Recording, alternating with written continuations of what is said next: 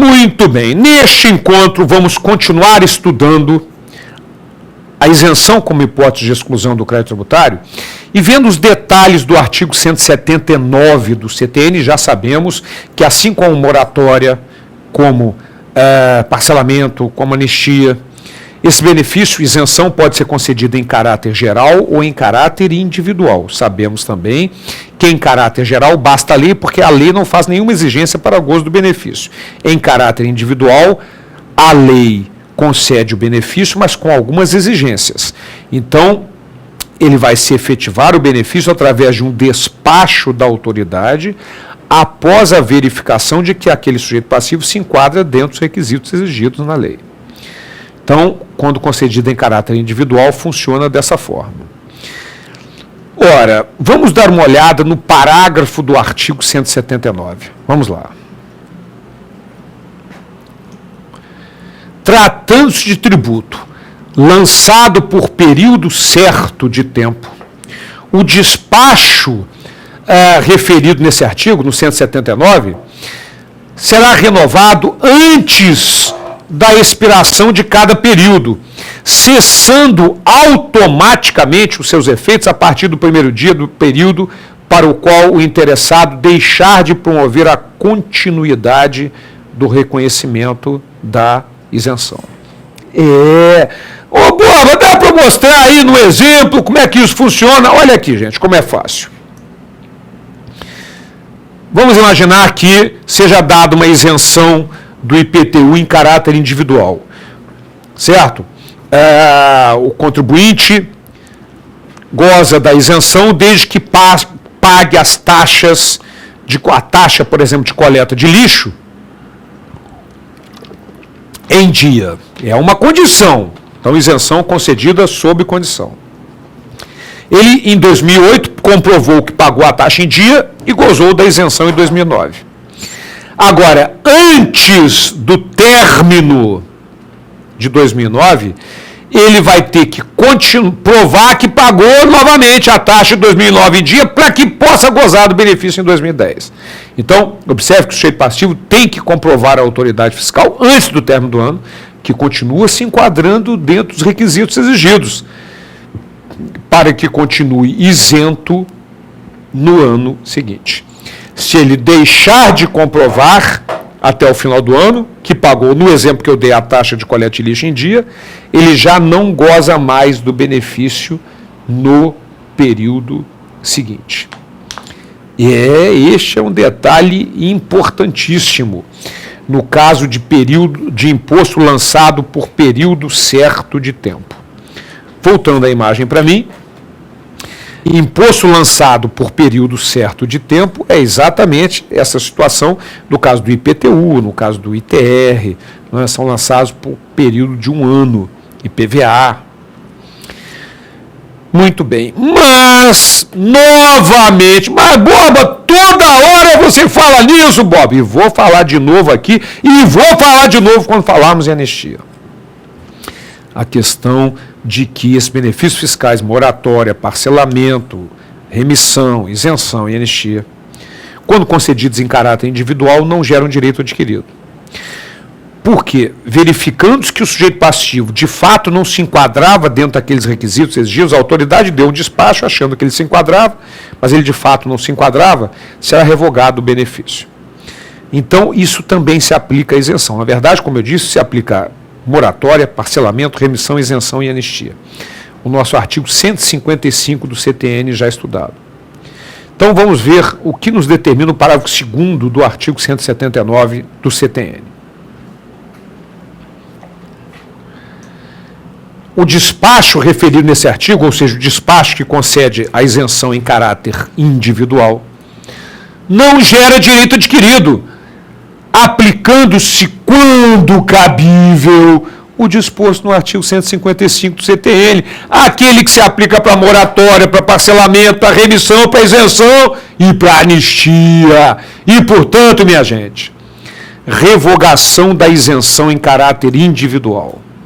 Sem ocorrência de dolo ou simulação, cobra-se o tributo acrescido apenas de juros de mora. E, Com ocorrência de dolo ou simulação, cobra-se o tributo acrescido de juros de mora e penalidade. Então, muito importante essa questão a respeito da isenção, porque esse artigo 155 se aplica a todos os benefícios fiscais, moratória, parcelamento, remissão, isenção e anistia previstos no nosso Código Tributário Nacional. Voltando a imagem para mim. Antes de olharmos a anistia, segunda hipótese de exclusão do crédito, vamos conhecer alguns detalhes importantes no que diz respeito ao arcabouço jurisprudencial. Vamos lá. De acordo com o STJ, a isenção concedida sob condição resolutiva pode ser cassada, acaso verificada a ausência do preenchimento das condições exigidas. O desfazimento do ato administrativo que reconhece o direito à isenção não é revogação, pois o ato não é discricionário, não decorre de simples conveniência da administração, é anulamento ou cancelamento. É imprópria a terminologia do Código de acordo com o nosso STJ. Ora, voltando para mim, essa é uma decisão que eventualmente pode ser explorada em prova. De acordo com o STJ, por quê? Porque de acordo com o Código Tributário Nacional, de acordo em função do que está no artigo 155 aplicável à moratória, no que está no artigo 155A, parágrafo 2º, relativo ao parcelamento, no que está no artigo 172, parágrafo único, com relação à remissão, no que está no artigo 179, parágrafo 2º, com relação à isenção, e no que está no artigo 182, parágrafo único, com relação à anistia. Então, moratória, parcelamento, remissão, isenção e anistia. No que diz respeito a esses benefícios todos, o Código determina que seja revogado o benefício se comprovado que o sujeito passivo não se enquadrava dentro dos requisitos exigidos. Só que o STJ entende que a expressão revogado é errada. Porque, na verdade, a revogação é um ato discricionário, depende da análise, né, do poder, da conveniência da autoridade, mas aqui não. Aqui é um anulamento, é um cancelamento. Então, pode eventualmente, baseado nesta decisão que acabamos de ver do STJ, o examinador colocar, de acordo com o STJ, não sendo cumpridas as exigências previstas em lei no caso de concessão de benefício em caráter individual, o que acontece com o benefício? Será revogado ou cancelado ou anulado? Cancelado ou anulado, de acordo com o STJ. É lógico, se colocar de acordo com a redação do CTN, vai marcar que é revogado mesmo. Então, tem que ficar atento para isso. Tem que ficar muito atento para essa questão. O STJ entende que não é uma revogação, porque a revogação é uma questão de conveniência, oportunidade. E, nesse caso, é obrigatório. É cancelamento ou anulamento. Legal? Mas vamos para a próxima decisão importante. De acordo com o STF, a isenção por não ser condicionada, nem a termo para o seu titular, pode ser revogada a qualquer tempo, inexistente direito adquirido a ela. Observe, portanto, que o STF reforça o que está no artigo 178 do Código Tributário Nacional, que determina que ela só não pode ser revogada se for concedida por prazo certo e sob condição. Essa é a posição do nosso Supremo Tribunal Federal, com a qual nós acabamos o nosso estudo a respeito de isenção. Voltando a imagem para mim.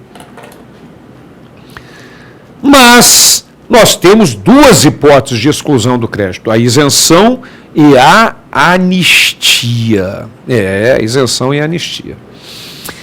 Então agora nós vamos conversar sobre anistia, que é exatamente o mesmo fato de não se fazer o lançamento, só que no que diz respeito à isenção com relação ao tributo e à anistia com relação à penalidade. Então vamos lá, vamos para a nossa tela. Observe que na anistia ocorre o fato gerador da penalidade, a obrigação tributária relativa à penalidade e o crédito tributário constituído pelo lançamento, relativo tudo à penalidade. A isenção, a anistia, perdão, é o fato de não se fazer o lançamento da penalidade. E observe que, assim como ocorre na isenção, também na anistia, a obrigação permanece existindo normalmente, mas normalmente. Só não é feito o lançamento da penalidade. Então, este é um detalhe muito importante com relação à anistia.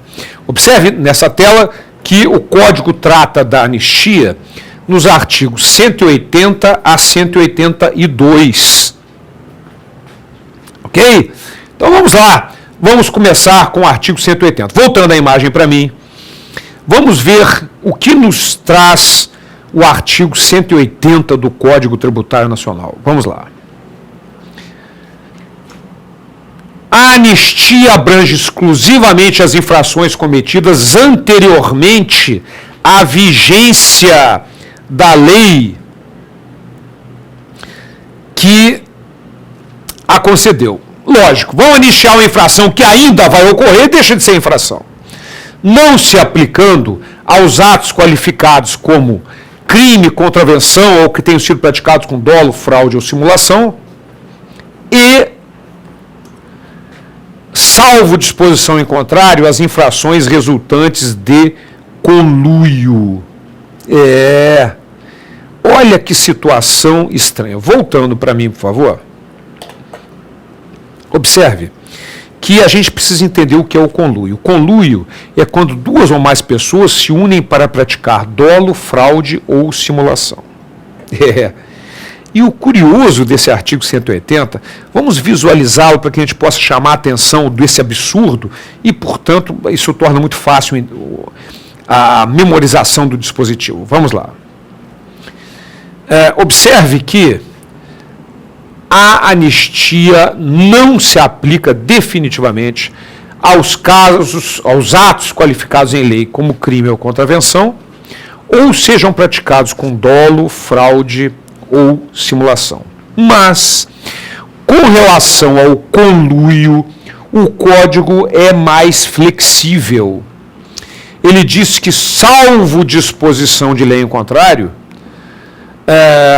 não se aplica às infrações resultantes de conluio entre duas ou mais pessoas naturais ou jurídicas. O curioso aqui, observe, que pela lei brasileira, se o indivíduo praticou dolo, fraude ou simulação sozinho, está lascado, não é anistiado de jeito nenhum. Mas em conluio, em quadrilha, tudo bem, pode vir a ser anistiado. Por incrível que pareça, na verdade, na medida em que conluio é quando duas ou mais pessoas se unem para praticar dolo, fraude ou simulação. Ok? Por mais absurdo, na verdade, voltando a imagem para mim, observe que este aspecto, que absurdo, nós temos que fazer uma interpretação histórica. O Código Tributário foi publicado em 1966, em pleno regime de exceção, ditadura, com casuísmos. Talvez alguma empresa que precisasse ser anistiada, né? Foi criada essa possibilidade de ter praticado conluio e ser anistiada. Mas hoje já tem uma aplicação prática, que é a delação premiada. Você pode perdoar um dos participantes no conluio se ele denunciar os outros. Ok? Muito bem. Este é o início do estudo dessa hipótese de exclusão de anistia, e no próximo encontro nós vamos continuar, inclusive com relação aos aspectos jurisprudenciais, o estudo da anistia. Até lá.